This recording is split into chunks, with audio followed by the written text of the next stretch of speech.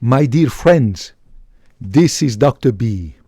Dr. B today wants to talk to you about the huge, immense health benefits for your brain of learning another language.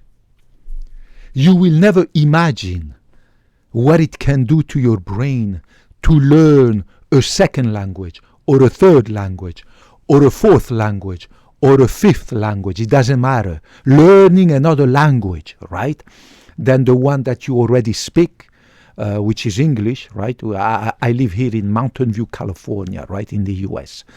Or another language than the one that was your native language, right? Because you came from another country, or because your parents were Chinese or Mexicans or whatever it is, right? The huge mental health and brain benefits of learning, right? Learning another language.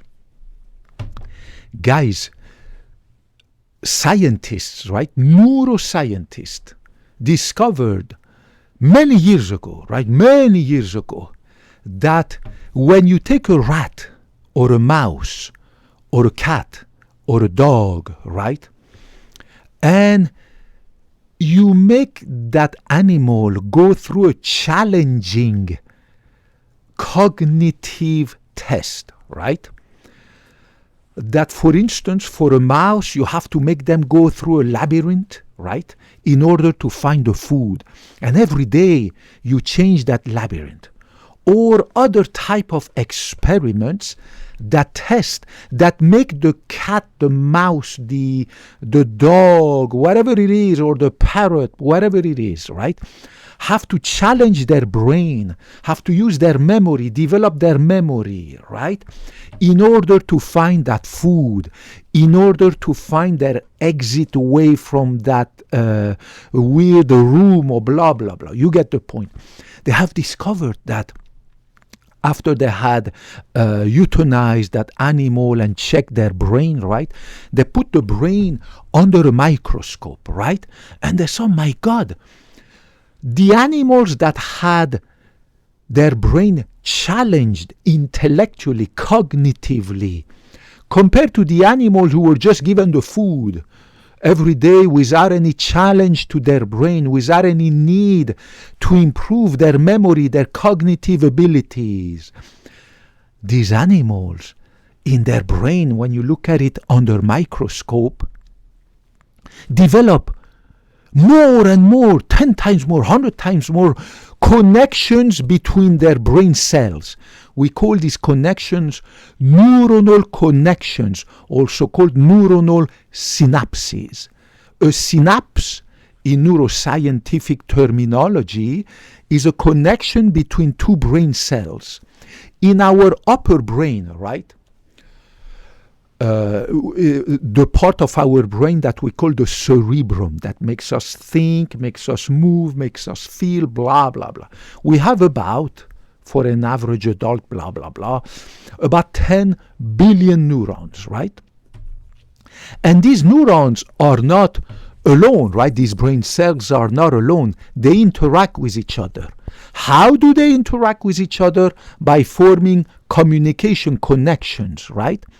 So one neuron sends a little leg or an arm that connects with the little leg or the little arm of the other neuron, right? And each neuron can form hundreds, thousands of connections with hundreds and thousands of other neurons, right?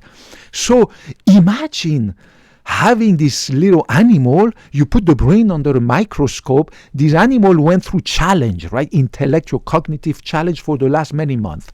My God, more synapses were formed, right?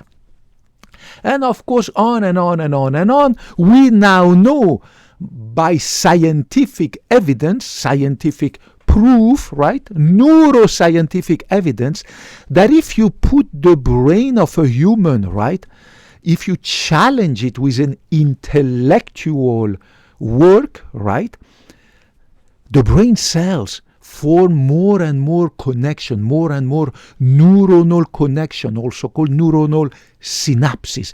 Isn't that crazy? But that challenge to the brain has to be something not simple like, oh, painting something. Okay. I mean, it's challenging to paint. I'm not a painter. I don't know how to paint, right? But it has to be a intellectual, cognitive challenge for many months, right? Not only just for a long period of time to give the time to this brain to form these many connections, but also it has to stimulate and challenge your memory, right? And stimulate your cognitive abilities to find a solution to a challenge, right? So one of these major cognitive challenges to your brain, you, my dear fellow human being, whoever you are, whatever your gender, your religion, and your age, it is to learn another language, right? Learning a language is amazing because at the same time that it stimulates your memory, you have to learn new vocabularies, new sentences, new grammar. At the same time, it challenges your ability to find solutions. How am I going to put these verbs and words together to give a meaning to it? And you have to retrieve that information you had in your memory, and you have to find this way. Should I put the verb before the noun or the noun before the verb? Where should I put the complement? Before the subject or after? Every language is different, right? And then when you learn a new language, the alphabet might be different, right? So it's going to challenge your brain to learn from scratch a new language with a completely different alphabet than the English alphabet that is, of course, Latin, right? Or the French alphabet that is pretty much the same, right? Dr. B speaks 5 languages fluently, written, spoken. I speak French, English, Spanish, Italian, right? And Farsi, right? Farsi also called Persian. Now French, Spanish, Italian, Farsi, and English, Dr. B fluent, right? They have the same alphabet, right? These 4 languages have the same alphabet, which is the Latin alphabet. But the Farsi, Persian, has a completely different alphabet, a completely different way to write, right? A completely different script.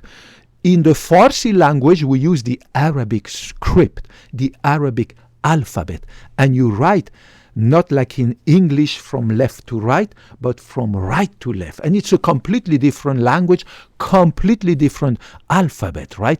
So learning that language is a completely different challenge than somebody who speaks English and wants to learn Spanish, right?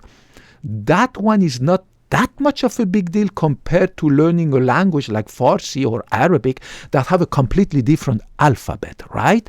Because English and Spanish have the same alphabet, right? So you already know A, B, C, D, E, F, G, the numbers and blah, blah, blah. So it's not, so you are already way ahead of somebody who is English speaking and wants to learn Arabic or Chinese or Farsi, right? Dr. B is fluent in these 5 languages: English, French, Spanish, Italian, Farsi, right, Persian. In addition, Dr. B, right now, despite being so busy with work, right, I am learning the Thai language. Dr. B is fluent 20% in the Thai language, right? Hopefully one day in a few years, I will become 100% fluent in the Thai language. Right now, Dr. B can read, can write, can speak the Thai language about 20%, right? Obviously, one day, God willing, with hard work and dedication, right, I will become 100% fluent. It will be my 6th language. You cannot imagine how tough it was for my smart brain. I have a really smart brain, guys, right?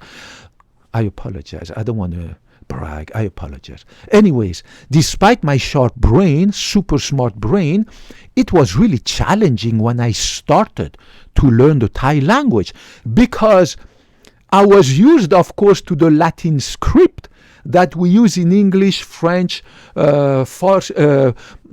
Italian and Spanish. And of course, I was used to the Arabic script and language because I speak Farsi. I can write it, I can read it, right? But for me, learning the Thai language, I had to learn again from scratch a new alphabet, a new way to write weird characters I had never seen in my life before, right? So it's like somebody who is trying to learn Japanese. Well, if you're English speaking and you want to learn Japanese, you have to learn these weird characters, right? That nobody understands, right?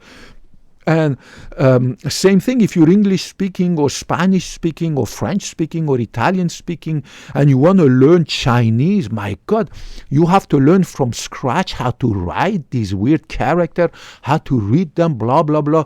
They read and they write from top to bottom, right? It's a completely different. So for me, for my smart brain, guys, it took me a long time, quite a few months, to start being comfortable to write those 44 consonants. Think about that. In the Thai language, they have 44 consonants, right?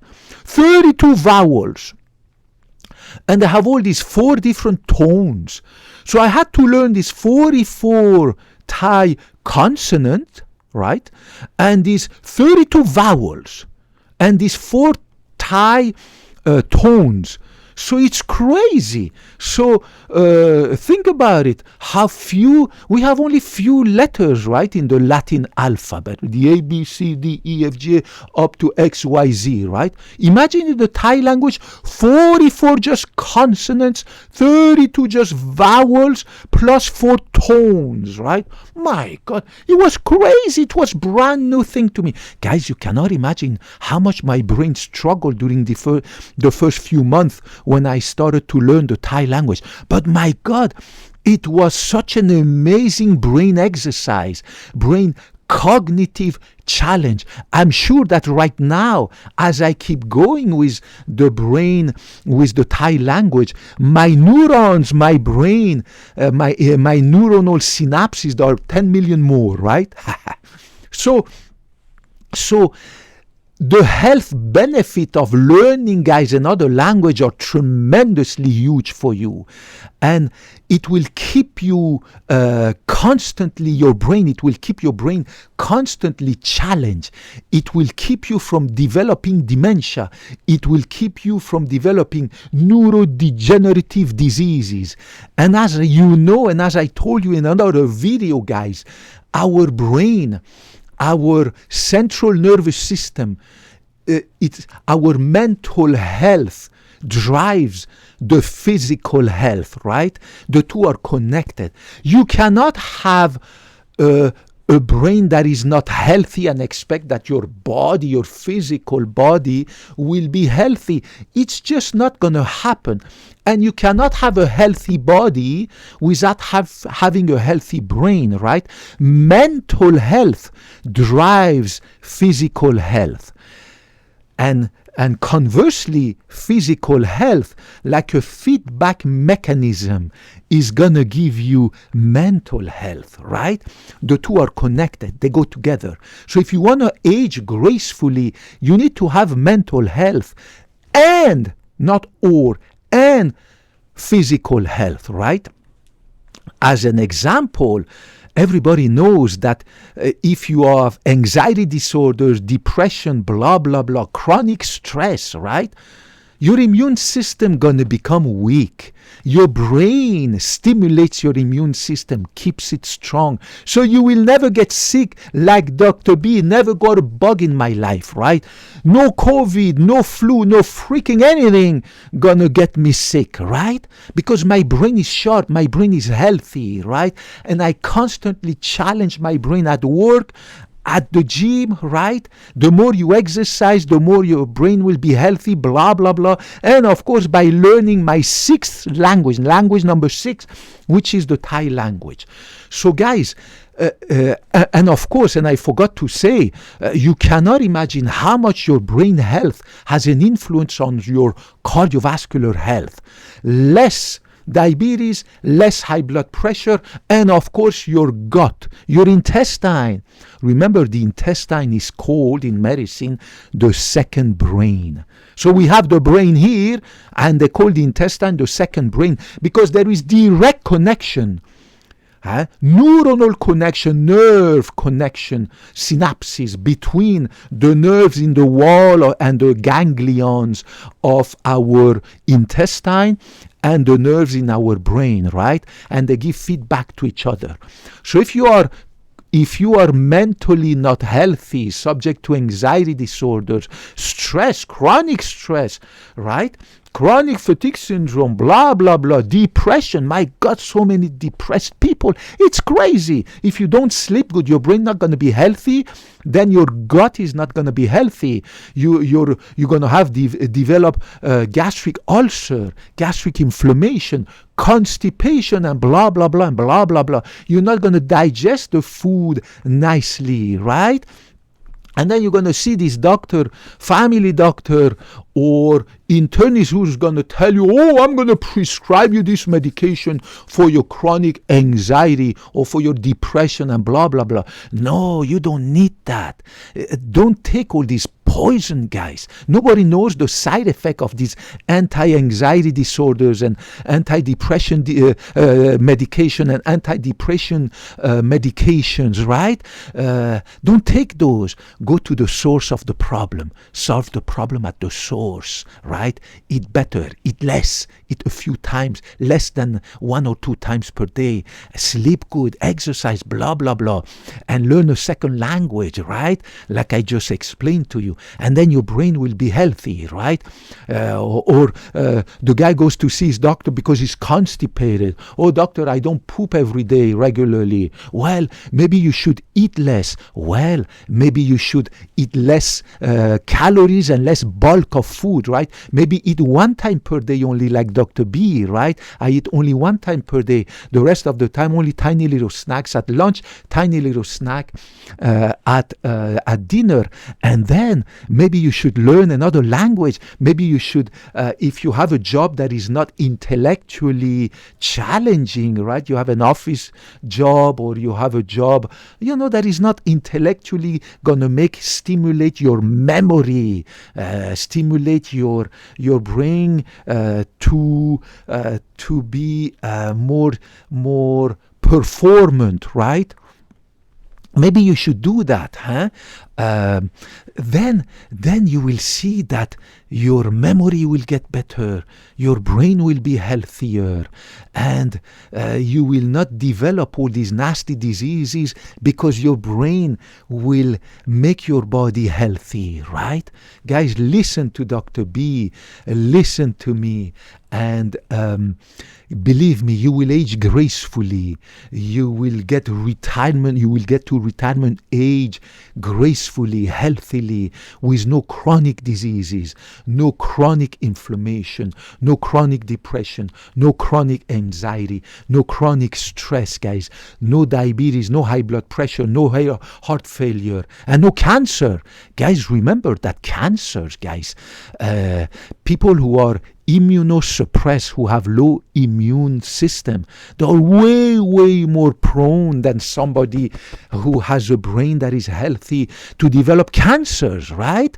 Cancers. People who are chronically stressed out, chronically depressed, they have a higher incidence of cancers than people who are healthy because the immune system is responsible from killing those cancer cells that are starting somewhere inside your body. If your immune system is weak, that immune system is not going to be able to fight those early nascent cancer cells and kill them and get rid of a cancer. And then your doctor is going to say, my God, now you have a tumor in your liver, you have a tumor in your brain, you have a tumor in your pancreas, and blah, blah, blah, and blah, blah, blah, and blah, blah, blah. So learn another language so that you can challenge your brain, right? You can challenge your memory, right? You can challenge your cognitive abilities, and you can improve the connection, the synapses in your brain. And my God, it's gonna improve your physical health at the same time. Guys, I love you. Dr. B is here to help you. Dr. B is not here for the fame, the money, the glory. Dr. B is here. I'm color blind, gender blind, race blind, blah, blah, blah. Politics blind. Dr. B wants to help you guys. Genuinely, because Dr. B loves medicine. Dr. B loves people. Dr. B went into medical school because he loves people. He loves to help. And I love you so much. I give you a big hug, and I hope, guys, to talk to you in the next video. May God bless you all.